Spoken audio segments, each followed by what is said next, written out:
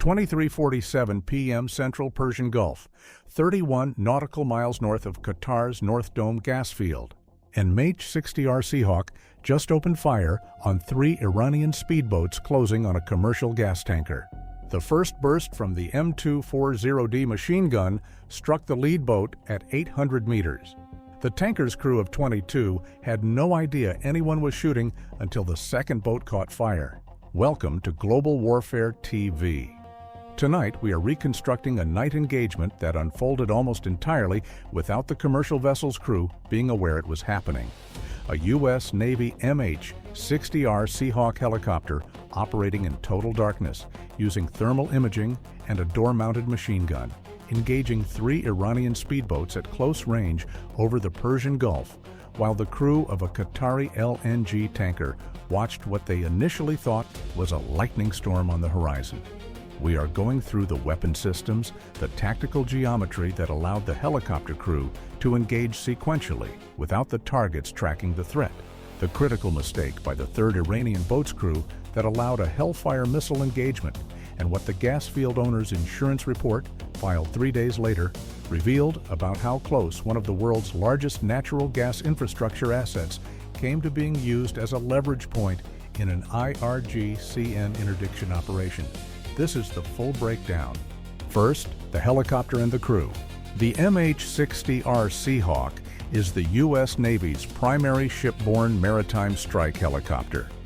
It is not the same aircraft as the MH-60S, which is configured primarily for transport and search and rescue with a secondary combat capability.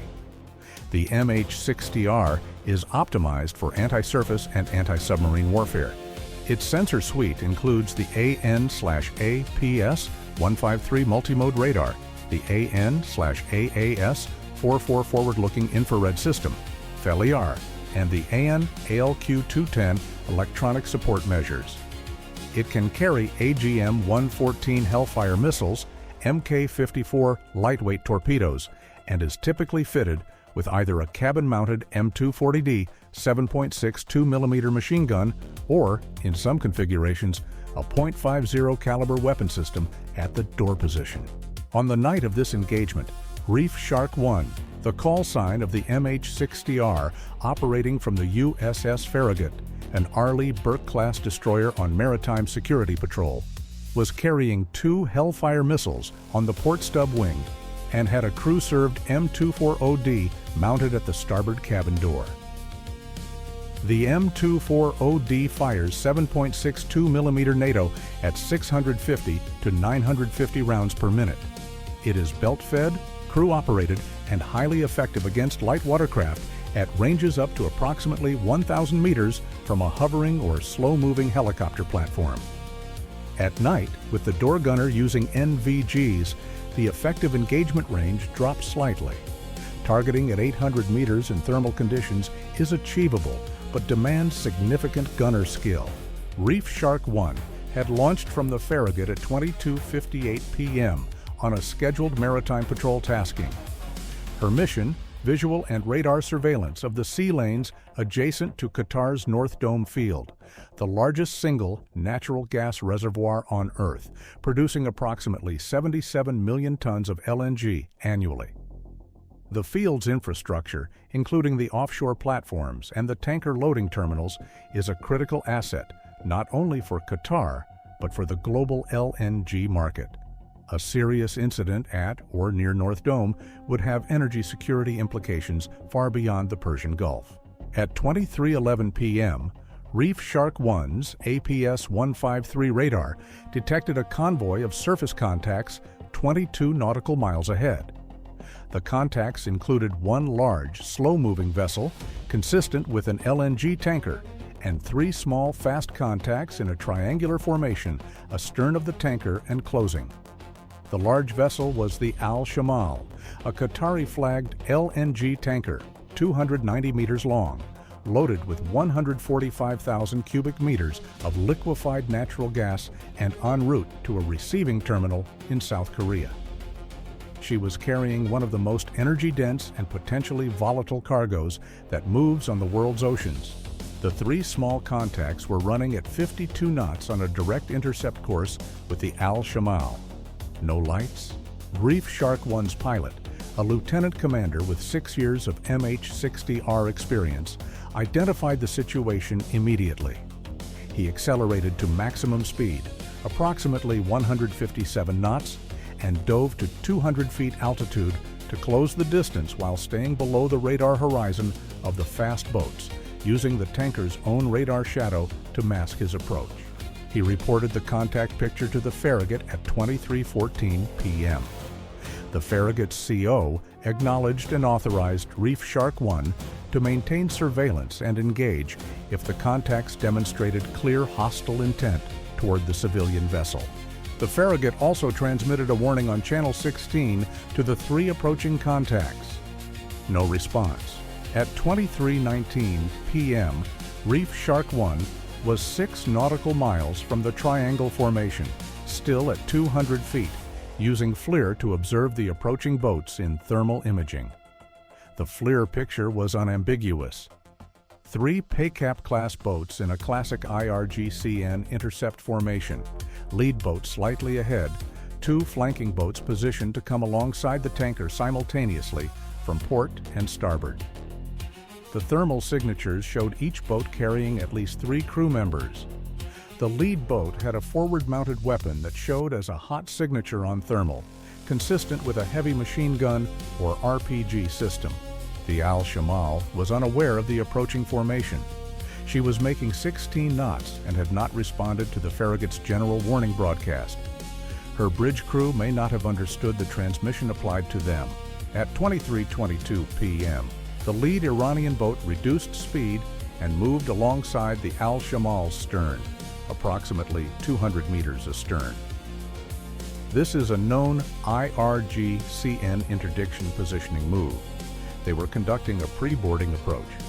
One of the flanking boats moved up along the tanker's starboard side. Reef Shark 1's pilot made the tactical judgment call at 23:23 p.m. under the ROE applicable to maritime security operations in the Persian Gulf. A hostile vessel approaching a civilian tanker in a pre-boarding formation, having ignored repeated warnings, constitutes sufficient grounds for intervention to protect the civilian vessel. The ROE does not require the Iranian boats to fire before the helicopter can engage. It requires a clear indication of hostile intent against the protected vessel. A pre-boarding approach in a formation that has refused all communications and is moving alongside an LNG supertanker qualifies. He transmitted his intentions to the Farragut. The Farragut's CO authorized engagement at 23:23:47 p.m. Reef Shark 1 moved into firing position. The pilot chose his approach deliberately, coming from the dark side of the tanker, using the vessel's massive hull and superstructure to mask the helicopter's approach noise and radar signature from the Iranian boats. At 200 feet and 40 knots, reduced speed to stabilize the airframe for the gunner. The MH-60R closed to 800 meters from the lead Iranian boat on the Al-Shamal's stern. The door gunner, a Naval air crewman second class on his second Gulf deployment, had the lead boat in his thermal sight from 1,100 meters. He tracked it for 34 seconds during the approach. The boat was holding position at 200 meters astern of the tanker, engines running, crew visible on deck. He had a stable firing solution from 800 meters. He opened fire at 23:24 and 11 seconds p.m. The M240D fired a 2.5-second burst, approximately 35 rounds, at the lead boat from 800 meters. At that range, with 7.6 2mm rounds, the effect on an unarmored fiberglass-hulled speedboat is concentrated and immediately damaging. The burst struck the lead boat across its port beam and forward cockpit. The boat's engine seized within 4 seconds. Oil pressure loss from a penetrated engine casing. The boat slowed from its holding position and began drifting. The second boat, on the Al-Shamal's starboard side, reacted immediately. It accelerated, turning away from the tanker and toward open water. The pilot had anticipated this and had already repositioned the helicopter. The second boat was now running at approximately 44 knots, moving northeast at 1,100 meters. The door gunner engaged at 23:24:29 p.m. The boat was moving fast and was now at the outer edge of his effective engagement range. He fired a 3-second burst, approximately 42 rounds. The round struck the boat across its stern section. Not a kill. The engine was hit, but not destroyed. The boat slowed to approximately 22 knots and continued moving northeast. The gunner fired a second burst at 23:24:36 p.m. The second burst was better. The boat had slowed enough to present a more stable target. Approximately 28 rounds struck the boat's midships. The engine stopped completely. The boat lost steerage and began a slow drift turn to port. The third boat, which had been the port flanking element, had made a decision that the crew of Reef Shark 1 recognized immediately through the FLIR display. It had not run. Instead, the third boat had accelerated and turned directly toward the Al-Shamal's port side, maintaining its boarding approach despite the shooting. 2 crew members aboard were moving forward in the boat. The FLIR thermal signature showed one of them raising an object, a grappling hook system, standard IRGCN boarding equipment, or potentially a shoulder-launched weapon. The pilot made the decision in under 3 seconds. He designated the third boat with the Hellfire laser at 23:24:51 p.m. The AGM-114K Hellfire 2 was already armed. The designation time before firing, 4 seconds for the seeker to acquire and lock. The Hellfire fired at 23:24:55 p.m., range to target 1.4 nautical miles. Flight time approximately 12 seconds. The crew member on the bow of the third Iranian boat who had been reaching forward never completed his motion. The Hellfire struck the third boat at 23:25:07 p.m., direct hit. The boat was destroyed. The fireball at 1.4 nautical miles was visible from the bridge of the Al-Shamal. The tanker's second officer, who had been on watch during the entire engagement without understanding what was happening, later described seeing a sudden bright explosion on the water to the port side, like something had blown up. That was the first moment any of the Al-Shamal's crew realized the ship had been under threat. 22 crew members on a 145,000 cubic meter LNG tanker had been within 200 meters of a coordinated IRGCN pre-boarding operation and had not known it was happening. They learned about it from a fireball. Reef Shark 1 circled the engagement area at 23:25:30 p.m. The lead Iranian boat was dead in the water, drifting with 2 crew members visible, one moving, one not. The second Iranian boat was also dead in the water, 1.8 nautical miles northeast of the tanker, with unclear crew status. The third boat was gone. The helicopter crew attempted to hail the Al-Shamal on radio at 23:26 p.m. to advise the tanker of the situation. The Al-Shamal's bridge answered immediately. The communications had been working the entire time. The tanker's crew simply had not understood the earlier threat warning applied to them. The pilot advised the tanker captain that the situation was controlled, that there had been a hostile approach by armed vessels that had been neutralized, and that the tanker should continue on her current heading and increase speed to maximum. The Al-Shamal increased to 20 knots and continued her passage toward the Strait of Hormuz. The Farragut dispatched her RHIB at 23:28 p.m. The RHIB arrived at the lead Iranian boat at 23:51 p.m. 2 survivors were found aboard. One was in serious condition.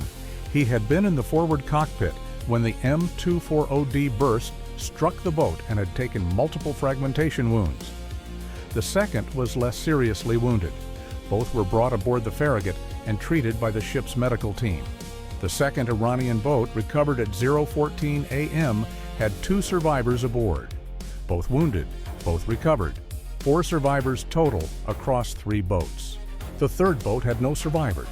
The Farragut CO held the 4 Iranian survivors aboard for 47 hours, while their status was determined through 5th Fleet and CENTCOM. They were identified through biometric data as individuals associated with the IRGCN's irregular maritime network, the same network that had been connected to the USS Whirlwind and USS Tempest incidents. They were not uniformed naval personnel. They were transferred to a UAE Coast Guard vessel at 1:30 a.m. on the second day and subsequently returned to Iranian custody through a channel that was not publicly disclosed. The Al-Shamal reached her destination in South Korea 14 days later. Her LNG cargo was offloaded. The receiving terminal operator was never told that the tanker had come within 200 meters of an armed boarding attempt. The information was in the 5th Fleet Incident Report, which was classified. Qatar's Ministry of Foreign Affairs was briefed privately. Qatar's national gas company, Qatargas, was briefed separately by a U.S. Embassy attaché. The Lloyd's insurance assessor, who reviewed the incident report 3 days after it occurred through a security-cleared channel connected to maritime war risk assessment, wrote in his assessment, "The commercial vessel was at no point aware of the threat to which it was exposed." Had the helicopter asset not been on station, the pre-boarding formation would have reached the vessel unchallenged. A successful boarding of a loaded LNG tanker in international waters by armed irregular forces would have constituted the highest value maritime hijacking in the history of Gulf shipping. That assessment was not publicly released. The strategic implication of targeting a loaded LNG tanker rather than a crude oil carrier or a chemical tanker was discussed at the intelligence community level in the weeks that followed. An LNG tanker carries its cargo at -162 degrees Celsius under very low pressure. The cargo itself, liquefied natural gas, is not easily weaponized by a boarding party. But the vessel, its crew, and its commercial value as a hostage asset are enormous. Qatar's LNG exports are foundational to European energy security, following the reduction of Russian gas supplies. A successful hijacking of a Qatari LNG tanker would be an energy security crisis, a diplomatic crisis, and an insurance crisis simultaneously. The IRGCN's irregular network had identified this. The selection of the Al-Shamal was not random. Reef Shark 1 returned to the Farragut at 0:31 a.m. with 14 rounds remaining on the M240D belt and 1 Hellfire remaining on the port stub wing. The crew completed their post-flight debrief, submitted their gun camera footage, and went to sleep. The door gunner who had fired the M240D received the Air Medal with Combat Distinguishing Device. His citation noted 70 rounds fired across 2 engagements, 2 boats disabled, 1 civilian tanker with 22 crew protected from hostile boarding. The pilot received the Distinguished Flying Cross. His citation described the tactical approach, using the tanker's hull as a mask, closing to 800 meters at night against armed adversaries. As a demonstration of exceptional airmanship and tactical innovation under time-critical conditions. 70 rounds from a door gun, 1 Hellfire missile, 3 boats, 22 crew on an LNG tanker who went to sleep that night, not knowing. That is what maritime security in the Persian Gulf looks like from 200 feet at 23:24 p.m. in the dark. Subscribe to Global Warfare TV for the full tactical picture behind the engagements that keep the world's energy flowing. Hit the notification bell. And leave your assessment in the comments. At 23:24 p.m., with the 3rd boat still moving toward the tanker after 2 boats have been hit. Hellfire or gun? You have 3 seconds to decide. Stay vigilant, stay informed. I'll see you in the next one.